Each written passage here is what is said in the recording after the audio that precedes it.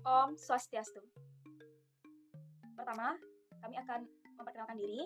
Nama saya Kak Dewi Darmayani dan teman saya bernama Putu Angelina Rizmala Pratnyani. Dan yang ketiga, Niluh Ratna Sylvia Dewi. Di video kali ini, saya akan membawakan materi tentang phonology, sound, and patterns. Alright, saya Kak Dewi Darmayani. Di video kali ini saya akan menjelaskan pertama di material di video tersebut menjelaskan tentang sound. Oke, ahli bahasa menggunakan kata suara untuk merujuk pada dua konsep yang berbeda dan telah menghasilkan istilah yang berbeda untuk masing-masing konsep tersebut. Contohnya seperti ini. Misalnya, for example, water and water. Itu artinya sama-sama air, tapi dia dalam penyebutan bahasa Inggrisnya berbeda, pronunciation-nya berbeda. Jadi dia tidak relevan untuk menutur bahasa Inggris. Begitu. Dalam bahasa Inggris, itu termasuk bunyi T dan D. Karena itu adalah perbedaan antara, contohnya seperti ini. For example, rabbit and rabbit. Like this. Pengucapan sama, tapi perbedaan arti yang sangat berbeda. Kayak rabbit and rabbit, like the same kata, tapi dia berbeda makna, apa artinya. Begitu. Contohnya seperti kayak sama dah kayak, tapi itu tidak termasuk cara kita berbeda antara kita mengucapkan T di tengah water, like a T. T-nya tuh nggak terlalu menonjol karena dia pakai water. Begitu. Ahli bahasa menyebut perbedaan khusus bahasa ini sebagai fonem dan menulis simbol-simbol ini dalam garis miring. Dan kita lanjut ke next materi tentang phonology. Phonology berbeda untuk kita masing-masing tergantung pada bahasa mana kita terpapar pada usia muda. Begitu yang saya dapat dari video. Memikirkan bagaimana dua bunyi yang berbeda dapat menjadi alofen dari fonem yang sama. Dalam in English,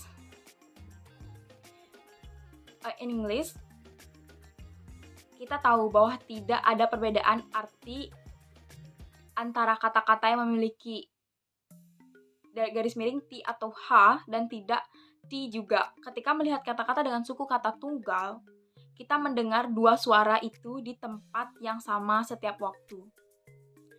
Kayak T yang tidak diaspirasi selalu muncul setelah S atau diakhiri kata, sedangkan T selalu muncul di awal kata. Contohnya seperti itu. Sebagai contoh nih ya, ini seperti kita melihat, ini seperti kayak for example, that's like saying there with a rabbit in the winter and the brown rabbit in summer. The different version of and T appear in predictable influencement.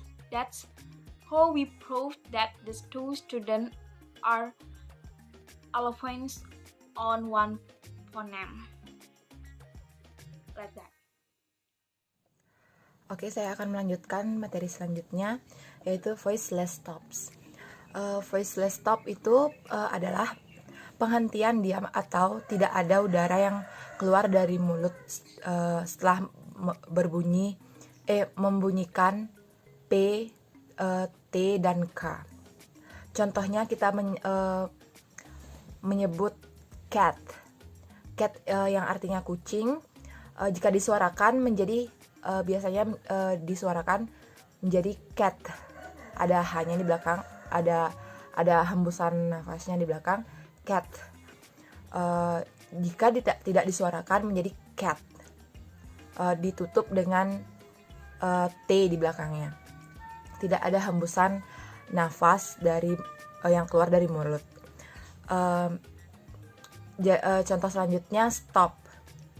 Jika disuarakan menjadi stop, ada hembusan napas. Jika kita letakkan tangan di depan mulut, ada hembusan nafas H-nya.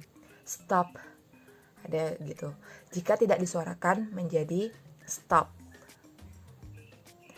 Selanjutnya adalah assimilation.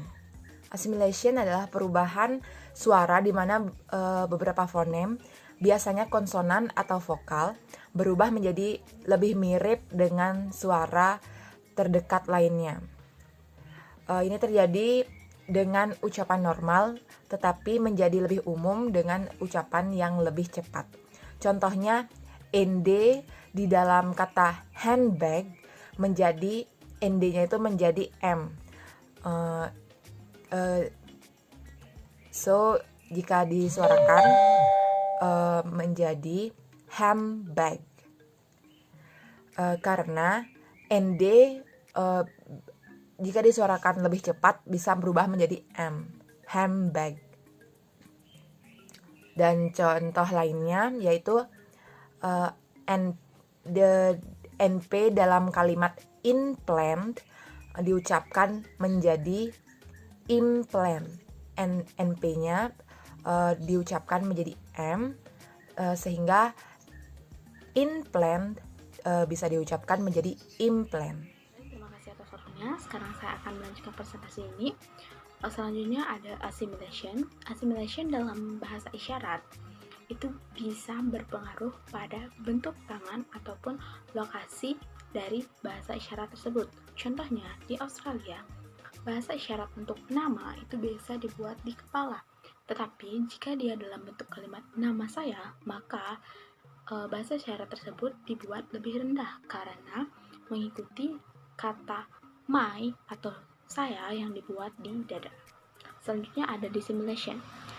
Dalam fonem itu juga bisa menjadi terlihat berbeda, dilihat dari bagaimana kita membuatnya. Contohnya, pada kalimat bahasa Inggris venom itu bisa dibuat menjadi venom, tapi dua kata n itu diucapkan hampir mirip dengan huruf M. Kemudian ada insertion atau epithesis. Fonem juga kadang bisa ditambahkan untuk memecahkan kalimat yang sulit dalam suara atau isyarat. Contohnya, kamu mungkin akan mendengar beberapa orang menambahkan huruf A atau P dalam pengucapan hamster. Atau mungkin kamu menemukan ada penambahan huruf Rihanna atau H dalam pengucapan kalimat umbrella. Selanjutnya ada deletion or elision. Kita mungkin terkadang akan menemukan sebuah perpindahan dalam sebuah suara atau dalam sebuah bahasa isyarat. Ketika orang Australia membuat bahasa isyarat hitungan atau ketika mereka berhitung, maka mereka akan menambahkan sedikit pergerakan atau perpindahan pada tangan mereka dari setiap angka. Contohnya 1, 2, 3, 4, 5, dan seterusnya. Dan yang terakhir adalah metathesis. Di Australia, isyarat untuk wanita itu biasanya dibuat berulang. Namun, ketika kita melakukannya dalam percakapan, maka pengulangan tersebut bisa dihapuskan. Selain itu, fonem juga bisa merubah dua huruf, menukar dua huruf. Contohnya, pada bahasa Inggris lama, third itu kadang dibuat menjadi third.